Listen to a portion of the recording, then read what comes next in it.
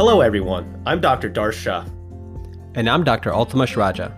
And welcome to Medicine Redefined, a podcast where we will explore the often overlooked but necessary components of health, what we consider to be the fundamentals. We will investigate topics and practices that can give you and your patients the best chance to optimize a healthy lifestyle. It's time to move the needle forward and put the health back in healthcare. All right, today we touch on obesity. Now, I know what you may be thinking. Wait, you and Altamash have not discussed obesity throughout the last 2 years of your podcast? Well, we've touched on it, but we're finally doing a deep dive. Yes, on the topic that is constantly on the news, always getting brought up across medical professionals. Lot of convoluted controversy regarding it. And our nation is at about a 40% rate of obesity. And if you include overweight in that category, we are at about 80%. So obviously a hot topic. And so we wanted to delve into it properly. And in order to do that, we brought on two guests, a dynamic duo, Dr. Jeffrey and Michelle Shukhman. They're both osteopathic medicine physicians trained in internal medicine and also do obesity medicine.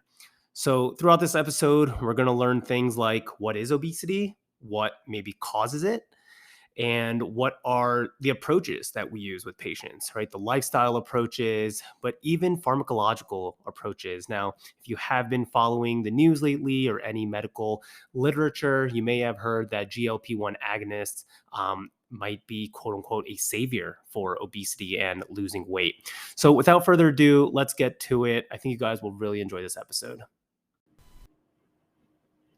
All right, welcome back, listeners, to Medicine Redefined. Super excited about this episode. And actually, through our 70-some episodes, we have yet to really focus on obesity. So we not only have one expert, but two. We got doctors Michelle and Jeff Shukhman here with us. So thank you so much for joining Medicine Redefined. Excited to have you. Yeah, we're so excited to be here. Thanks for having us. Yeah, very excited. It's a great topic. So obviously, right, we know obesity is on the rise. It's been a hot topic. You can hit it from all different angles, right? But let's talk about what got both of you interested in becoming, in terms of specializing in terms of obesity medicine. So Michelle, why don't we start with you and tell us a little bit about your journey?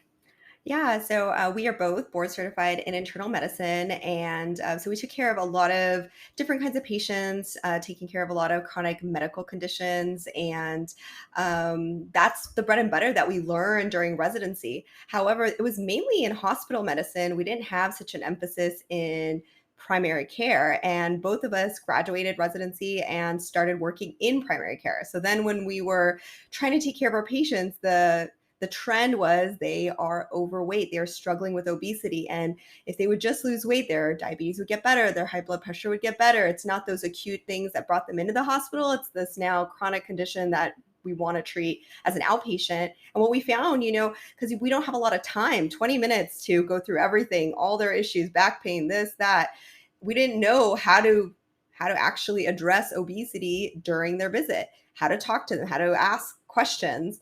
And do they even want to talk about it? And essentially, we would fall back on a line that I think we all heard, just exercise more and eat healthier. And then you'd see them again 3 months later, exercise more and eat healthier. And we felt like really just inadequate and unable to help them the way we wanted to. So then we both decided that we wanted to learn more about obesity. And so we learned about getting obesity certified, and we did that.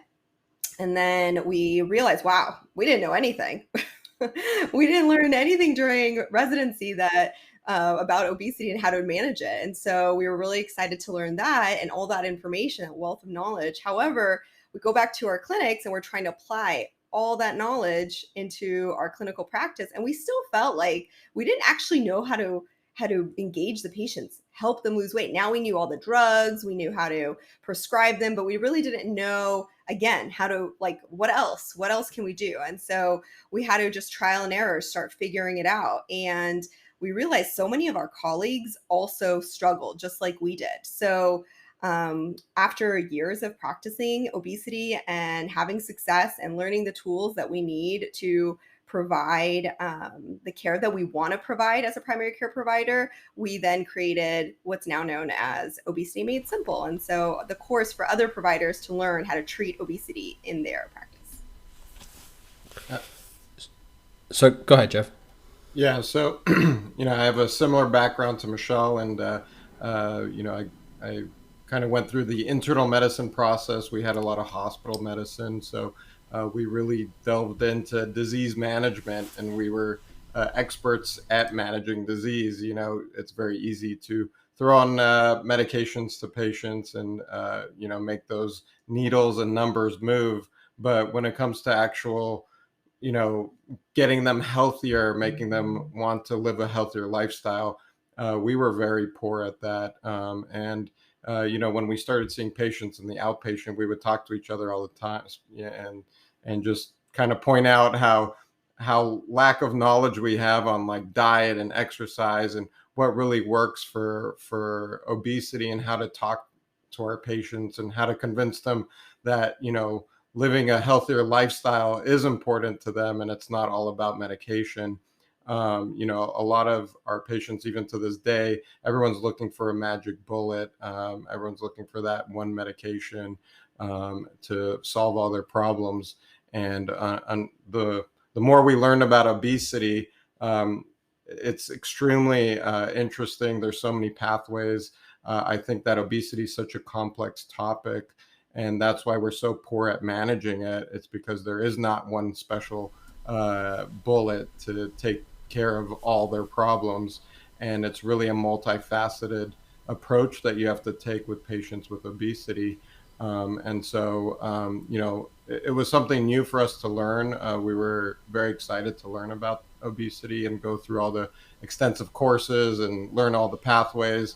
But then applying it was its own other ball game. And luckily, there's two of us, so we got to kind of play around with our patients and see what works and doesn't work, and use motivational interviewing and really deciding on how we're going to treat our patients better. And we feel that we've become much more successful at it. And even to this day, it's not an easy disease to treat. And as we'll get into, society plays a big role in a lot of what obesity is. We're excited to talk about it. And, we have good backgrounds in it now. I'll echo that. I think one of the statistics that we've thrown out several times on this show and elsewhere is, I think the current rates are somewhere in the 43% of the population, the adult population, is obese, right? And the expectation is that in the next 8 years, it'll be 50%. And so we're certainly headed in the wrong direction. You guys are doing your part. And I find it interesting that over the last maybe 15 years or so, maybe a little less than that, that conversation has completely just turned 180, right? Initially it was, okay, hey, it's the patient's fault. Kind of you alluded to, Michelle, that, hey, exercise, eat more, it's on you. It's all on you. And now it's kind of flipped that we're starting to realize, hey, we need to change our approach. Because if that message isn't resonating, well, hey, is it me, the provider? Am I the problem? And so that's really cool. But you talked about certification. So I think for the listener, the healthcare practitioner who's not familiar with that process of getting obesity board certified, is it a fellowship? Talk a little bit about the certification. Like, what's that like? Yeah, it's a CME fellowship. So what they require is X amount of hours to complete CMEs in the topic of obesity medicine. And then we do the same kind of board exam we would do for internal medicine at a proctored site. And if we pass, we get board certified in obesity medicine. They also do have a fellowship track that is in person, which is 1 year fellowship. But at the moment, you have these two options. Can somebody do the fellowship track while in training? Like a resident? You have to have already board certification in another field, yeah. Okay. So that's very cool. Now, Jeff, you talked a little bit about how complex this is, although you guys make it very simple, which we'll talk about. And, often what we refer to as obesity, to simplify it, when we're talking about the public health messaging, it's BMI is something that everybody hears, right? Most people go to the doctor and they're like BMI, and the criteria is just like if you're 18 to 24, maybe 25, I'm not really sure what the cutoff is, you're quote unquote normal weight, and then it's overweight, and then past 30, it's obese. And it's not as simple as that. So could you talk a little bit about why obesity isn't just extra weight or excess weight or just excess adipose in certain areas of the body? Like, what's Yeah, your definition of it? absolutely. And, this can be defined in so many different ways. And, you may have a patient with a BMI of 35 and you look at them and they're pure muscle and you say, do I really call this guy obese? No, that's definitely not obesity. And then you have maybe a BMI of 24-year-old, a BMI of 24, and then you look at them and you're like, man, they don't look healthy. Their gut is like out to, across the room. And you say, there's no way that this guy has normal weight. And so it's really central obesity that plays such a huge role, when we learn in through med school and everything, the apple shape and the pear shape. But it's very true when you look at your patients, if you see that central obesity, that's what obesity is. It's not just all on BMI. And we definitely go through BMI. We go through, the limitations of it. Where does it play a role? But there's also waist circumference. There's body fat testing. There's a lot of different, very accurate ways to measure body fat. But when you look at big picture, I think it's about health. It's not about the numbers.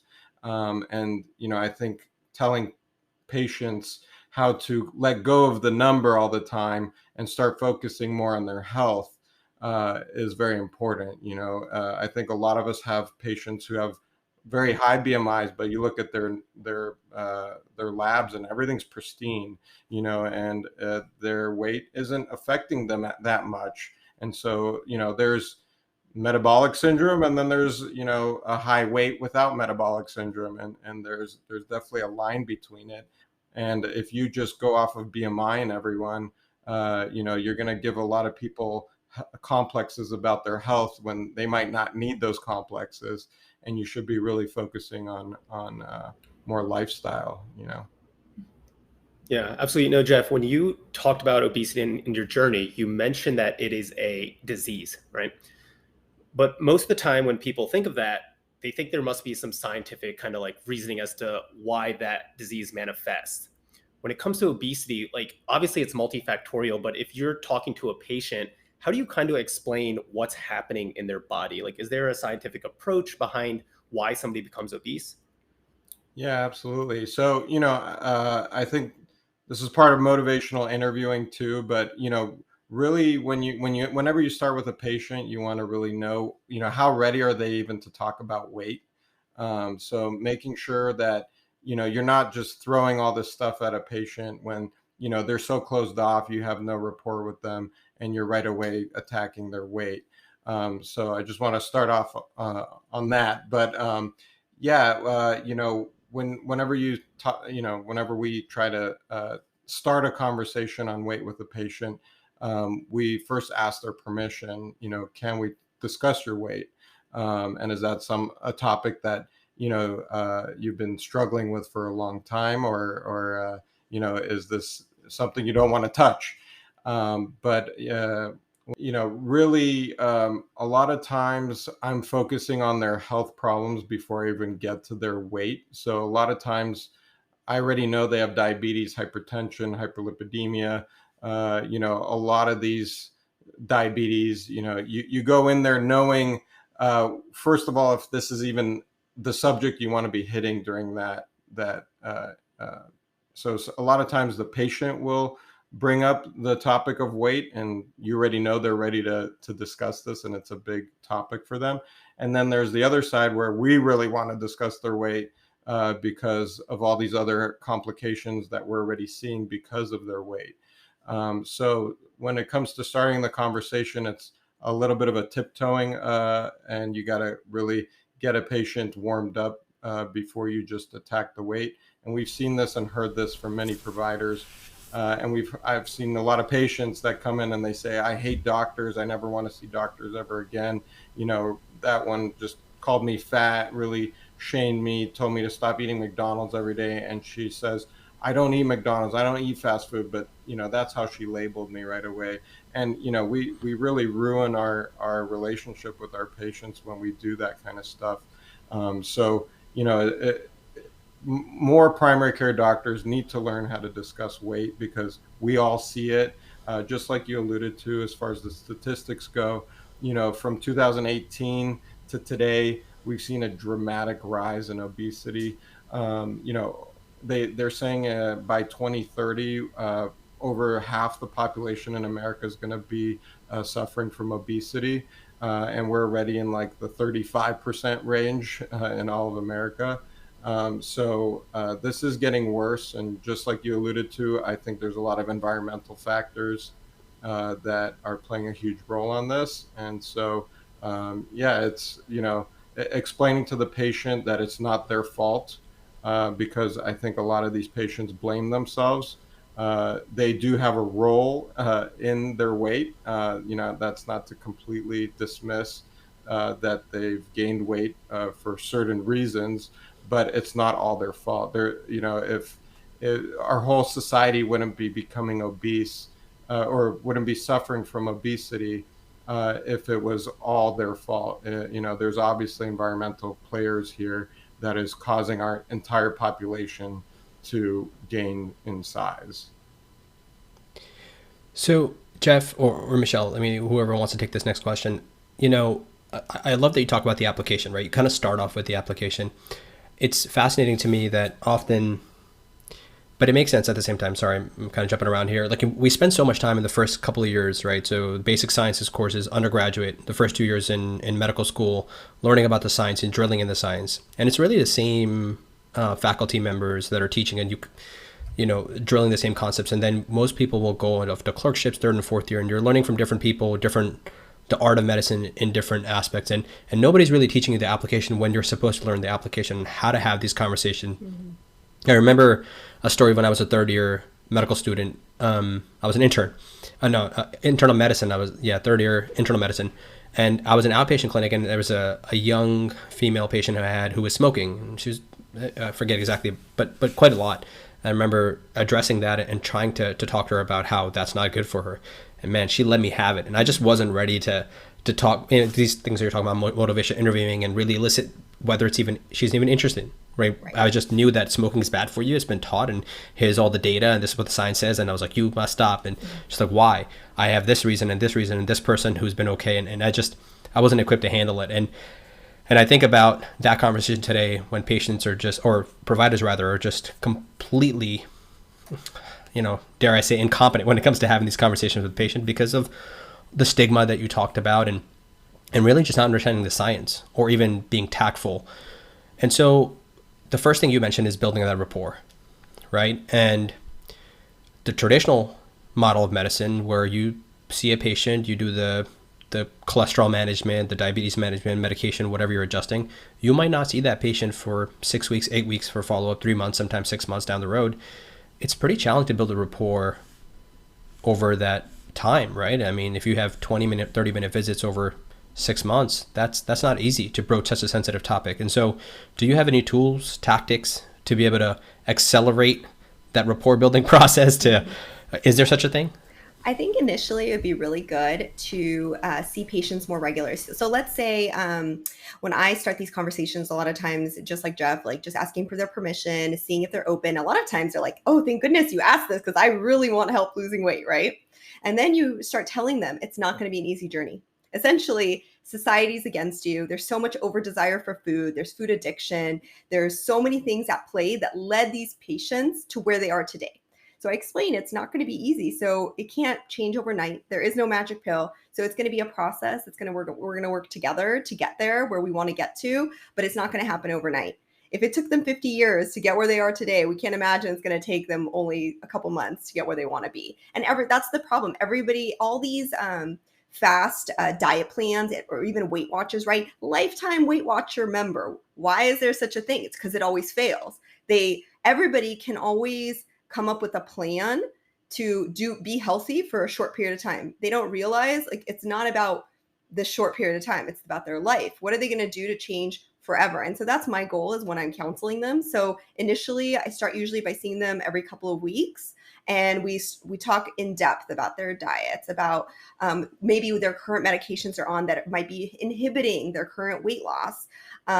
Certain and exercise, everybody makes this big deal about exercise, but honestly, the data shows it doesn't actually contribute to weight loss that much. So even in the beginning, I actually say we don't need to focus on that actually at all. Yeah, move. You should move. You should be active, but we don't need to be like, you need to exercise 3 times a week, because a lot of times that is overwhelming and patients feel I can't do that all. So we'll just focus on little things, make little changes slowly over time, and those little changes will end up making big effect later. Yeah, actually, on the contrary to your point about exercise and weight loss, I remember one of my attendings quoting a study for me, and I'll find this and like put in the show notes. There was a paper published a couple of years ago that actually ruled that there are these compensators, right? So people who actually exercise end up gaining weight because you eat a surplus of calories after the fact.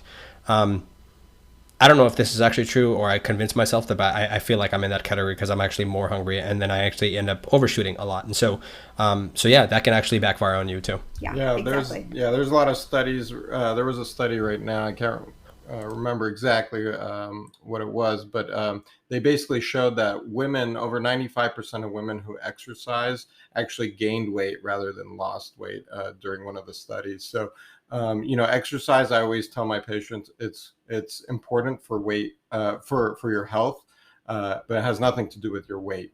So a lot of people try, and you hear this all the time. A patient comes in, oh, I need to exercise more. The answer is always, I need to exercise more, and that is so far from the truth. How we think about losing weight, because it's much easier to add exercise than it is to eliminate things in your diet. People love food. Food is an addiction. And we go a lot about, we talk a lot about this in our course. But there's a dopamine response. Food is an addiction that you see it on PET scans. Our brain lights up when we see food. Very high calorie, low nutrition, nutritious food, stimulates our brain. And this is to say also our society is just so backwards. Advertising, there's a reason why it works so well. And just driving down the street, you got McDonald's and Burger King and all these things, and they've spent tons of money, advertising, and this is all stimulating everyone's brain. So you're telling people to eat a salad when all they're seeing on every corner is donuts and burgers and really easy, cheap, fast food. Highly addictive foods. Yeah. So Yeah. To your point, right there, I think they call it the bliss point is what these companies are trying to shoot for, which is like this magic ratio of whatever preservatives and macros and fat, just so, like you said, that dopamine kicks in and then it becomes addictive. And so they're targeting kids with this, especially, right, with cereals and throughout the grocery store. Yeah, it's really bad. And then to Altamash's point, right, like I think this is why I'm not a fan of saying, some movement is better than none. Right. I think, yes, overall in like a golden box, that's true. Some movement is better, but you have to realize, is that going to lead somebody, down that rabbit hole of saying, oh, I moved today, I can eat that extra food now here and there. Right. So I think it definitely comes down to understanding those mechanisms. Yeah. Absolutely. And setting those expectations for your patient, explaining to them that you're on their team, you're in their corner. This is a journey. This is a lifelong process. This is a lifestyle change. It's not a quick fix. And really assessing, just like we said, readiness for change. If the patient isn't ready for change, there's no point for you to waste your energy on them. You can focus on their disease management and all the other things that you have to do during that visit, but don't waste valuable time when a patient isn't ready. Some patients, just like you said, aren't ready to quit smoking. You got to assess their readiness. Are they in the pre-contemplative phase? Are they in the contemplative phase? Are they in the action phase? It really comes down to that, really feeling that out. So you use your visits and your valuable time in the best way that you can. So we really go into, honestly, just figuring out how to attack the obesity topic within such a busy practice. And that's what we needed to learn how to do. is really how do we incorporate this? Because like you said, this is a tough topic. This is a lifestyle change, and the hardest thing I think for people to do is change their lifestyle. Yeah, and in 20 minutes, it's almost impossible to get anything done. So, yeah, it takes way longer than 20 minutes. Yeah, no, it's a huge topic, right? And you just even mentioned you're talking about exercise, you're talking about food in itself, the diets, you're talking about medications, which is one that a lot of people don't actually think about in terms of weight gain. So sticking on those topics, I know our listeners are trying to understand a little bit more about how obesity occurs from all these different perspectives. Can we just start with like calories and kind of what the science is currently showing in regards to like, do calories matter? Is calories in versus calories out? It's a highly controversial topic Mhm. still, but what are your guys' thoughts on that? Well, if it was that simple, I think then everybody would just limit calories, and it's not. We Right. can have two people eating the same exact amount of calories, but one could be eating a very nutritious meal and the other person eating McDonald's. And they've done studies on this, and the person eating McDonald's with the same amount of calories will gain weight. So it's not just about calories. It's way more complicated than that. It's what the food actually contains and how your body responds to the food itself and the neurohormone responses from the gut to the brain and how everything is affected through that.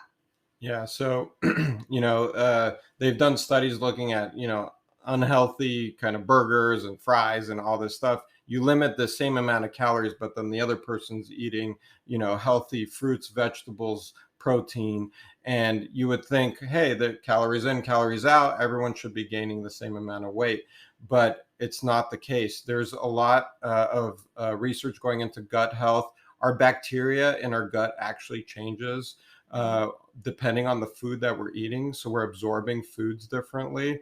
On top of that, there's nutrition in food and there's fiber. So, if you eat a Snickers bar that has this many carbs in it, and then you eat, let's say, tons of fruit that also has carbs in it, are you going to absorb that fruit the same way as you do the Snickers bar? And the answer is no, because the fruit has a lot of fiber in it and it has complex carbs. So your body needs to work to break that stuff down. And then the bacteria that you have is breaking down these things differently as well. So we see that patients with obesity have a completely different flora than patients who are thinner. And so, I also think there's a lot in processed foods Mhm. and how that changes our bodies and how we absorb things. And high And fructose corn syrup and the role that's played in development of obesity in the last 30 years.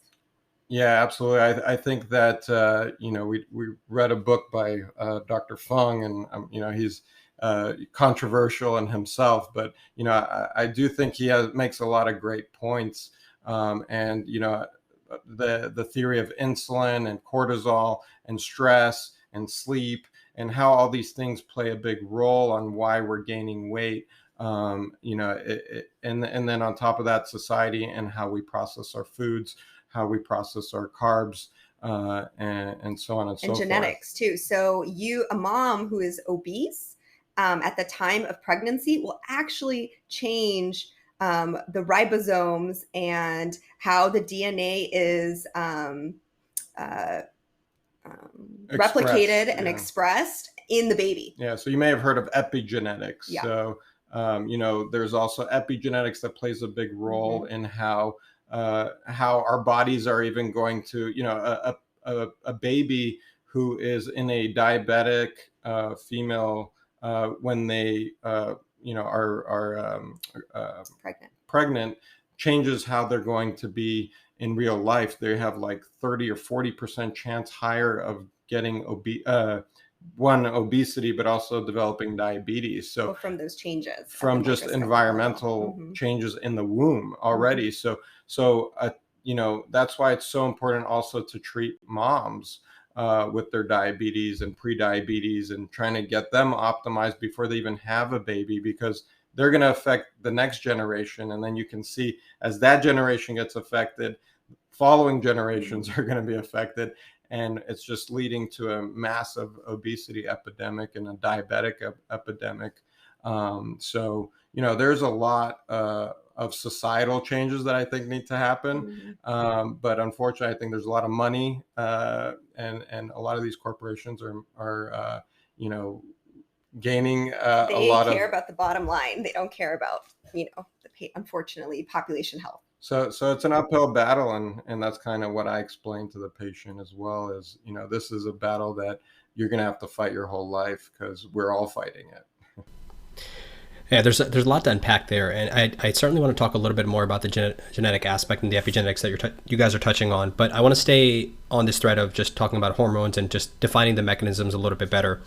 I also want to highlight for the listener that, Michelle, you mentioned that it's not just calories, right? It's also all these other things, which we'll talk a little bit more about. But that doesn't mean it's calories don't matter, right? I think often people get into two separate camps, and it's either this or that.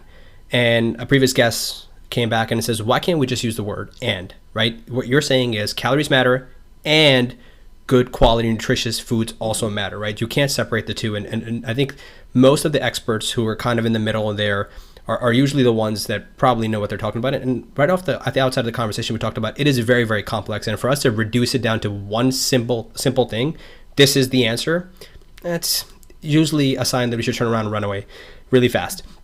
But you guys talked a little bit about, so Jeff, you alluded to Jason Fung, and I think for the people, great book, The Obesity Code, I think it is. And in it, he makes a compelling case for the carbohydrate insulin model, which we've touched on before. But Jeff, if you could maybe expand on that a little bit for those who might have forgotten exactly what the role of insulin is. And I'd also be curious to kind of get you guys' thoughts on some of the other popular hormones like, leptin and ghrelin, and how they have this interplay with insulin. If we could, I know this is like a full course, I'm sure, but maybe just high level stuff for the listener. Yeah, absolutely. Really, we try to break it down that, there's the brain, there's satiety, and then there's hunger hormones. And so all these hormones are playing on our brain, and then our gut plays a huge role on those hormones that then feed back the loop to our brain to tell us whether we're full or hungry. So he has this model of insulin and sugar, and how insulin is secreted. And his theory is, I don't think we really know why yet, but we like to talk about this thermostat model. So our brain is very much like a thermostat, and something is resetting our thermostat to a higher weight. So you may see your patients, they're always around 220, they'll gain 10 pounds and then they'll get back down to 220, or they go back down to 210. And then all of a sudden, 3 months later, they're back to 220. And it's this thought that the set point changes. And there's definitely, we can see that patients with obesity have higher insulin levels. So we definitely know that insulin plays a big role in whether it's completely the reason for that set point change is chronically having high insulin levels. But Dr. Fung really talks about, trying to reduce insulin through intermittent fasting as one way of doing it. But by keeping our insulin levels low through fasting, it may reset that set point lower. But I don't think anyone knows if that's really the case yet.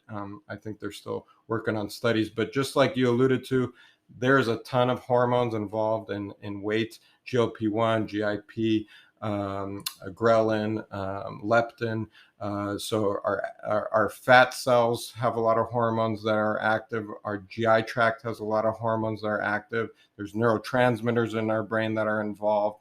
And all these medications that target obesity are literally hitting all these mechanisms of action and these pathways. Because they're all dysregulated in obesity. Yeah, so it's all about homeostasis, and our body reaches a new homeostasis that's, it's they kind of get what do you call it, a dysregulated homeostasis, and they develop this new set point. So it's about trying to figure out how do you get them out of that new set point. And I think a lot of patients, and you may have seen this with your patients with depression or anxiety, they think, oh, it's all mind over matter. but they don't realize all these mechanisms inside of them Are that against them. are driving them to gain more weight or to be depressed. And luckily, there are some medications that may target those pathways. And so it's really about knowing which pathway you want to target for each patient, rather than, a shotgun approach. This is one medication and everyone's going to lose a bunch of weight. What was very interesting to me too was about bariatric surgery. I used to think, okay, they cut the stomach, you eat less, you can't eat as much, and you're not absorbing as much, so you lose weight that way.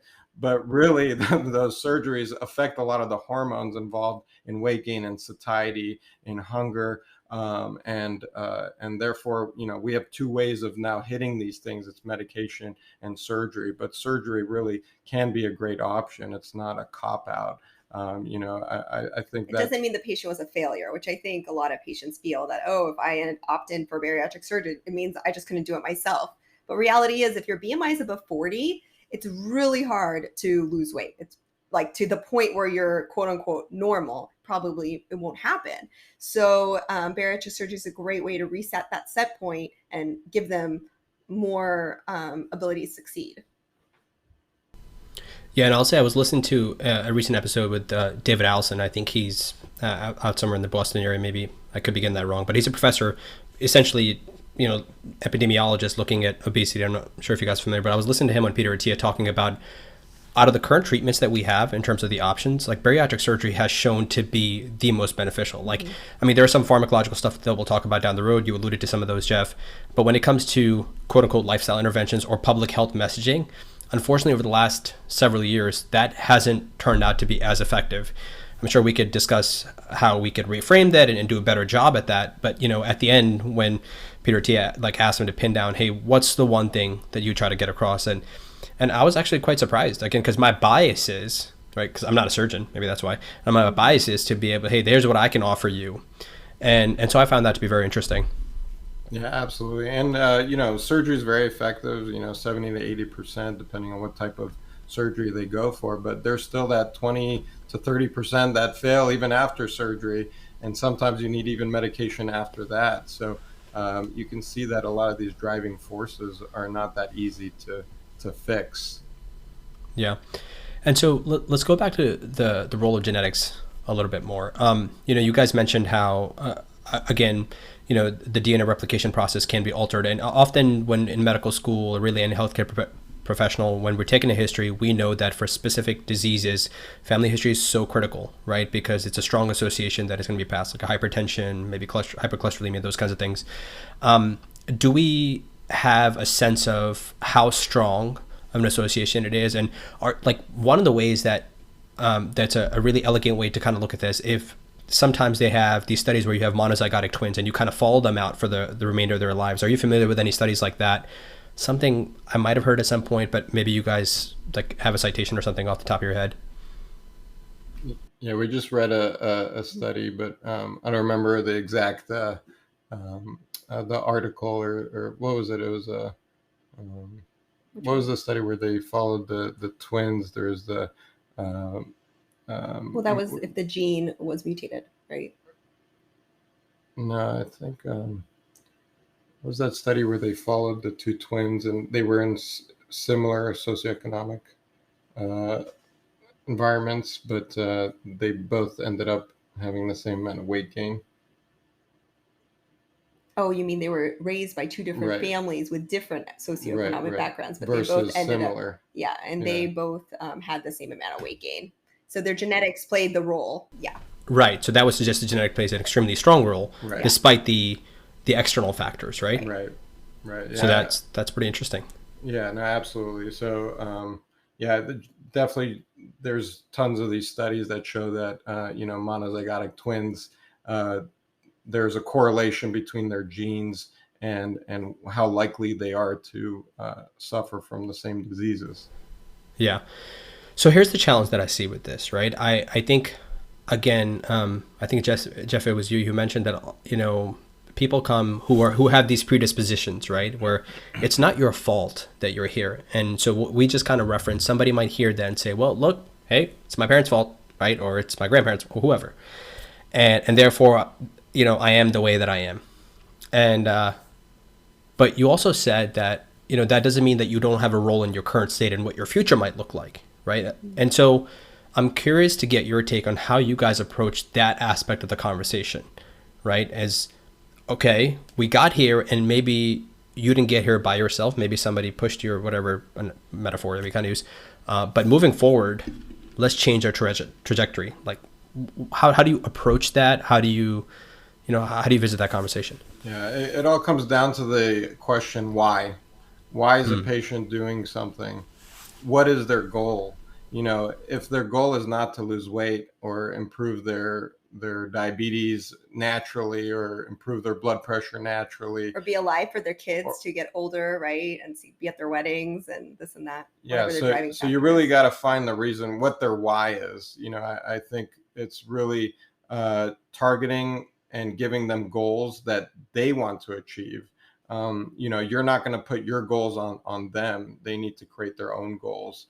And so I think that every conversation with every patient needs to start with, why they're asking to do something. And I tell them to write it down somewhere and put it somewhere they could see it. And so they know their why, whether it's on their fridge or wherever. So when they're thinking like, oh, I had a hard day, I really feel like a cookie right now, they remember that's not what my goal is right now. This is why I'm choosing not to do this.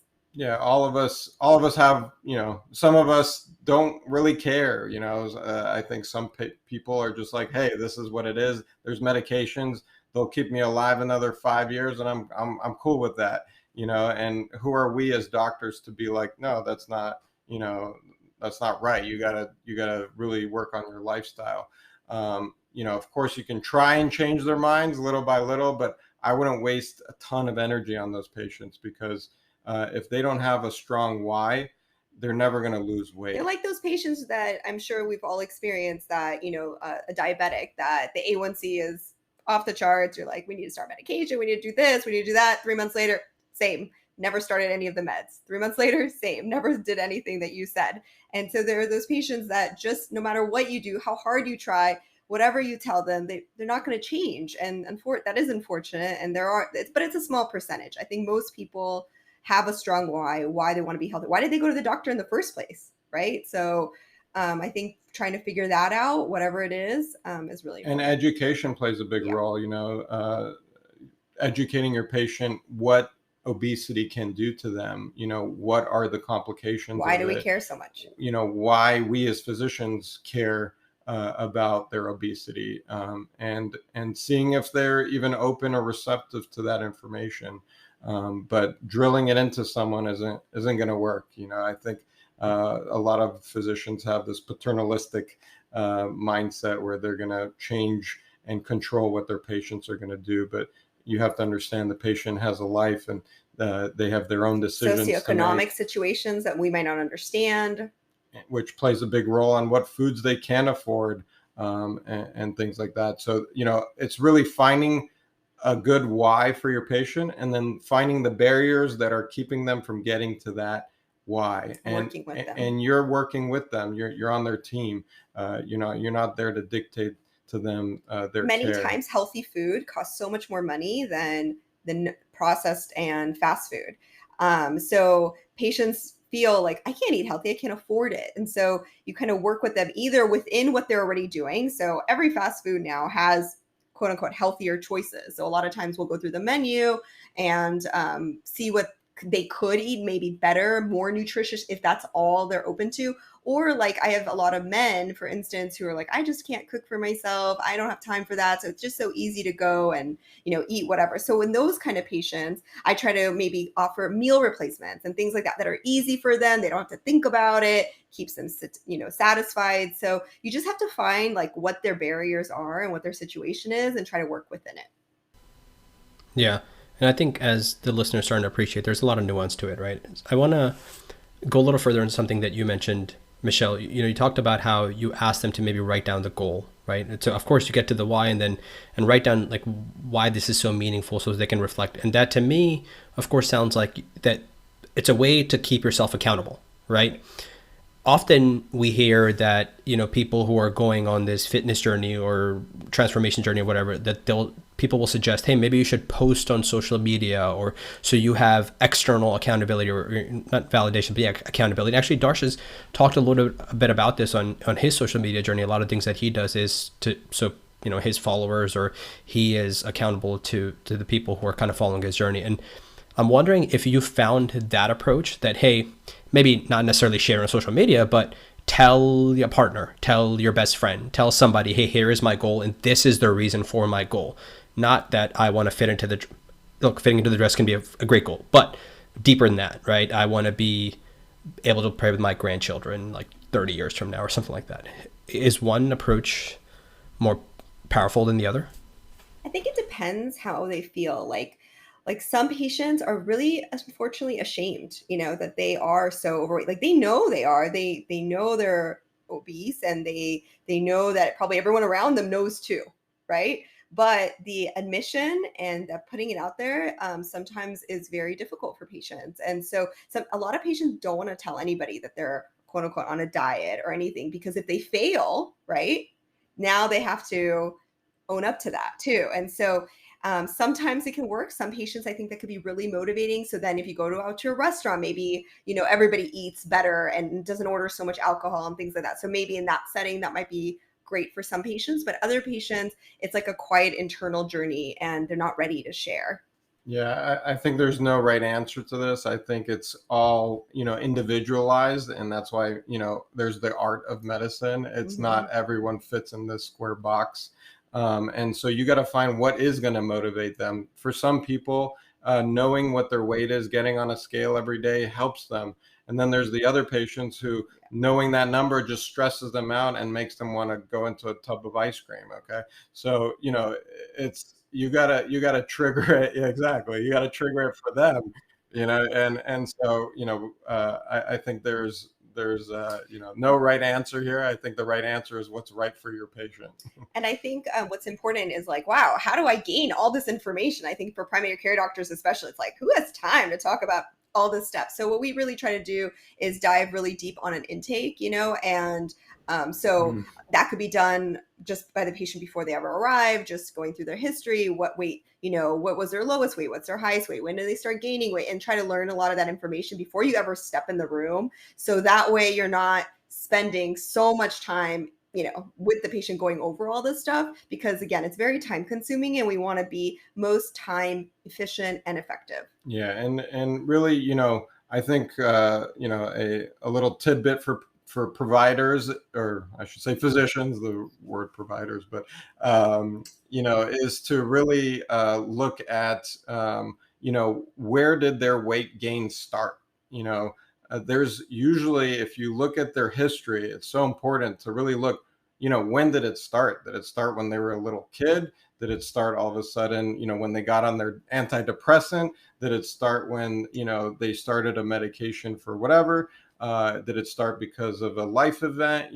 There's usually a trigger that starts this whole, process. And if you can find that, you can then target, what your treatment is to that, rather than, just, If it's depression, then or overeating disorder, or all these different things, you can then make sure they see a mental health provider, because that is always going to keep them, that's always going to be against them if that's the problem, so it's very important to yeah, find get the to the root. root of the problem. Yeah, Yeah. absolutely.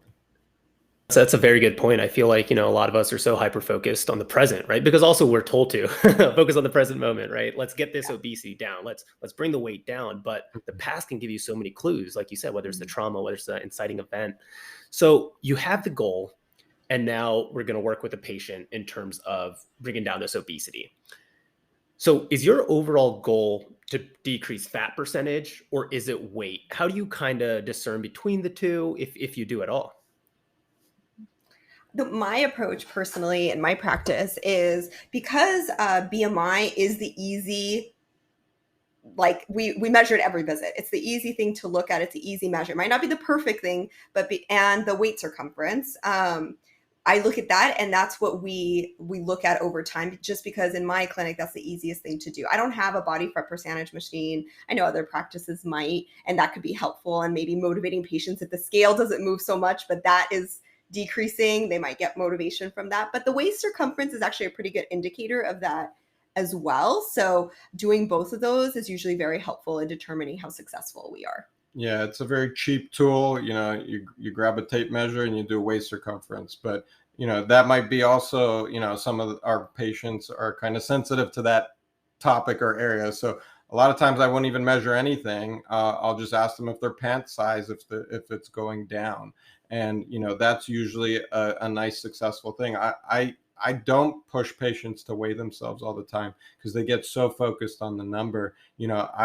I focus on the number. So I'm looking at the weight and how much they're dropping.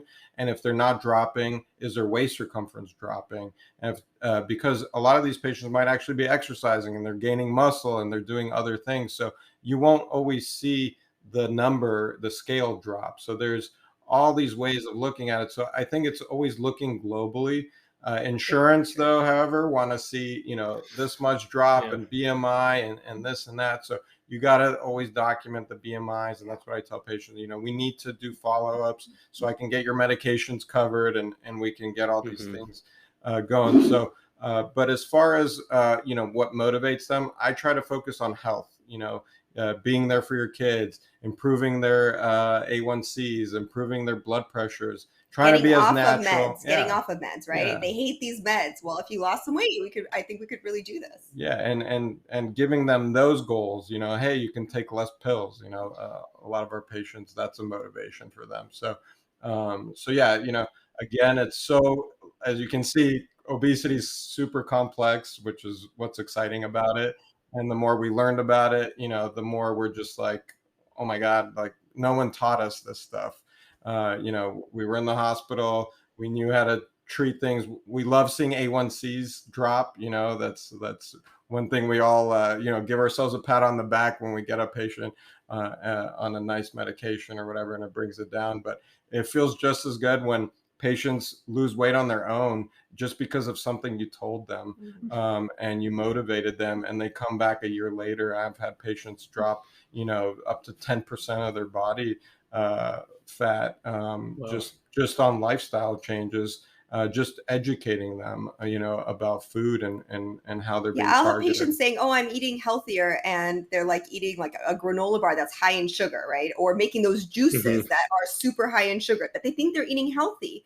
So it's like re-educating what is healthy and what's important, what's not important. Yeah, you just got to change the mindset, right? Shifting that mindset in terms of, hey, let's focus on health, like you said. So I am curious, right? Obesity has a lot of these downstream effects, as we know. But I believe the studies are also showing, right? If you're at a higher fat percentage, but you have more muscle that goes with that, it actually becomes more protective than, let's say, somebody with a lower fat with not much muscle. Are you guys approaching your patients in, quote unquote, being more muscle centric, as, Dr. Lyon, who talks about this? Absolutely. Yeah. I mean, there's a lot of studies that show that, resistance training rather than cardio is more effective at weight loss. So, if your patient is trying to lose weight, resistance training and gaining muscle mass is an effective way to make yourself healthier. And so I do think it plays a role in the overall picture. And it is something to focus on once you get the diet in line.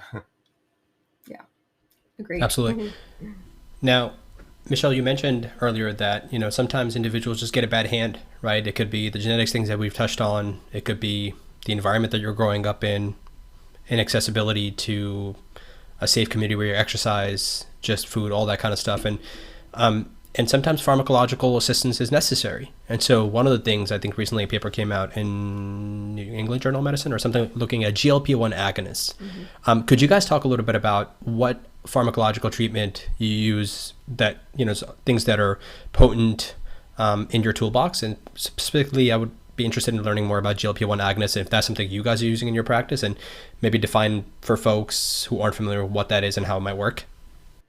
Yeah. So what's exciting is, just a few years ago, there really wasn't obesity treatment. There was short-term obesity treatment, like with phentermine, and essentially none of these drugs like existed. And then all of a sudden, in the last 10 years, we have now many long-term weight loss drugs.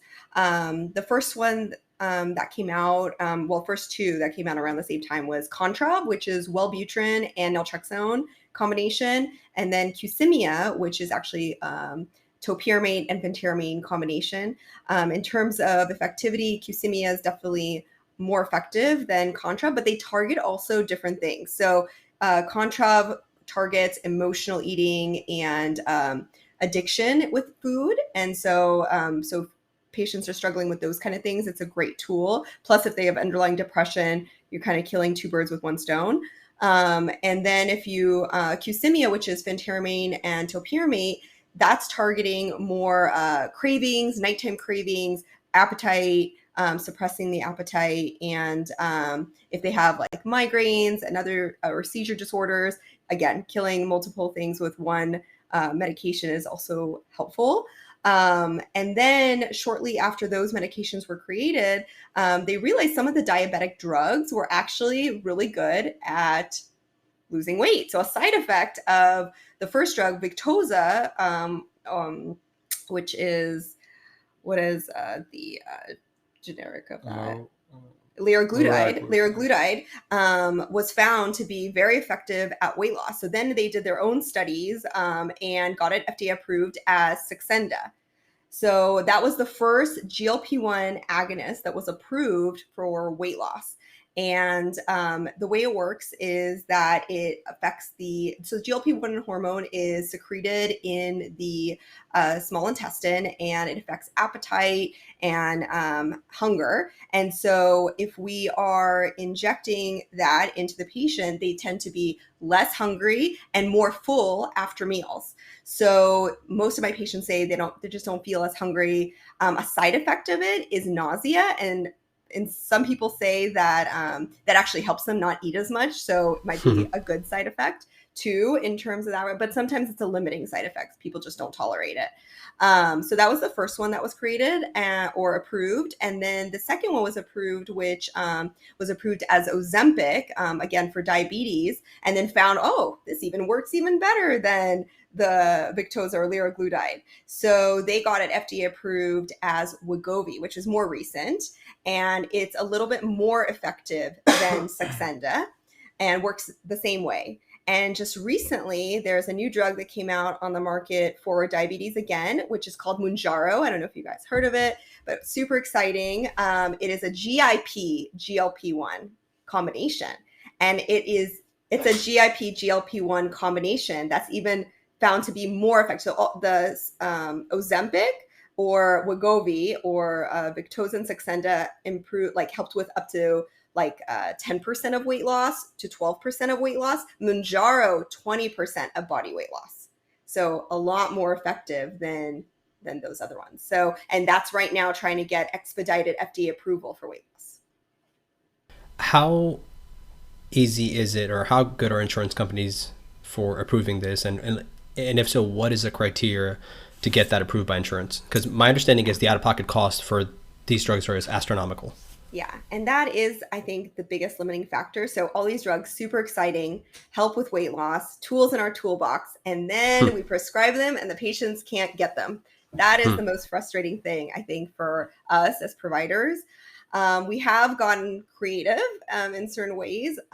So with the Contrav and the Qsymia, a lot of times we break them up into their original components and just prescribe them separately and just kind of off-label separate prescription, and they work just as effectively, I will say, as that. Not perfect doses, but effective.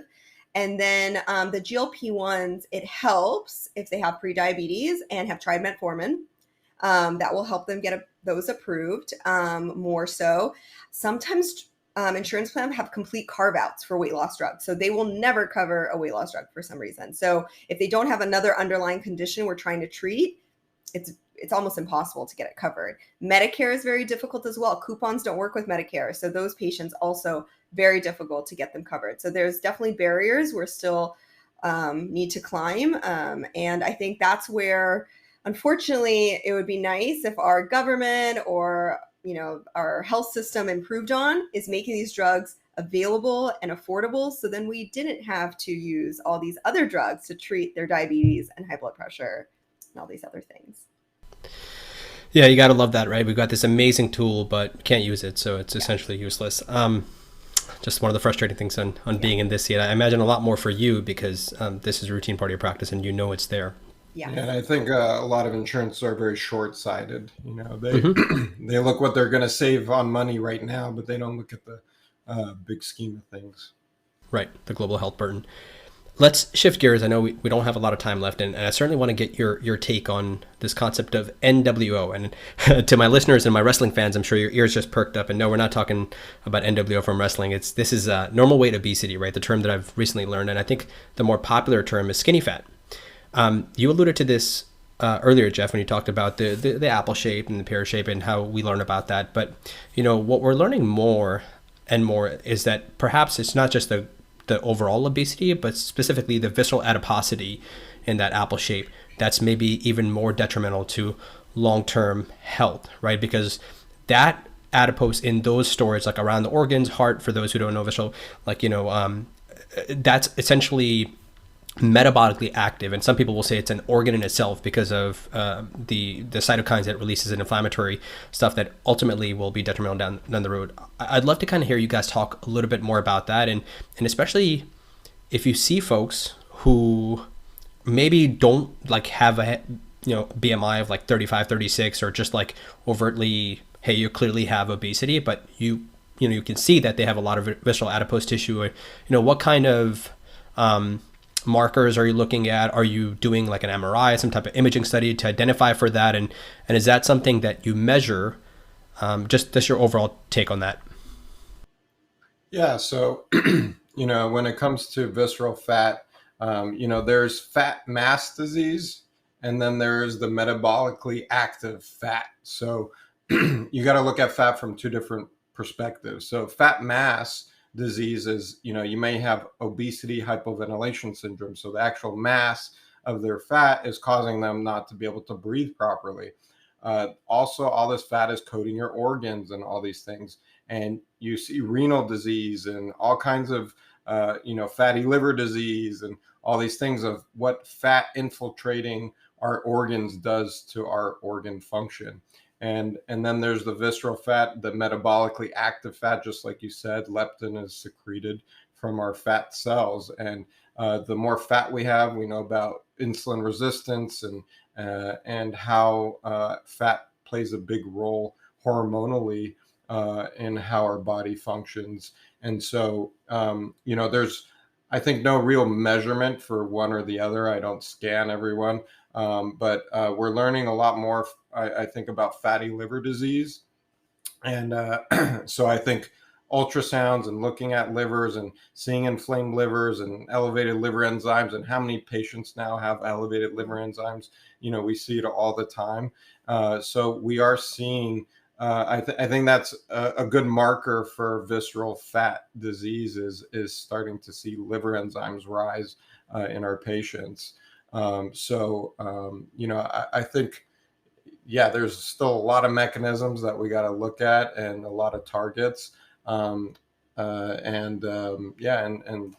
So I think some practices, I think some people do measure CRP to look at inflammation, or actually insulin numbers and all that kind of stuff. And it depends how specific your obesity practice is to or geared toward that. But because we're primary care providers, it's not our general practice, although it can be helpful, just like it is in other diseases, to look for those things. Yeah, and I tried to practice kind of more cost-effective medicine. So there's a million markers you can you can take insulin levels and all these things. Homocysteine.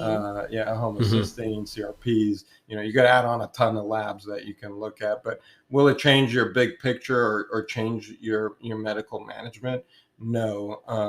So I think in research, all this stuff is great to look at.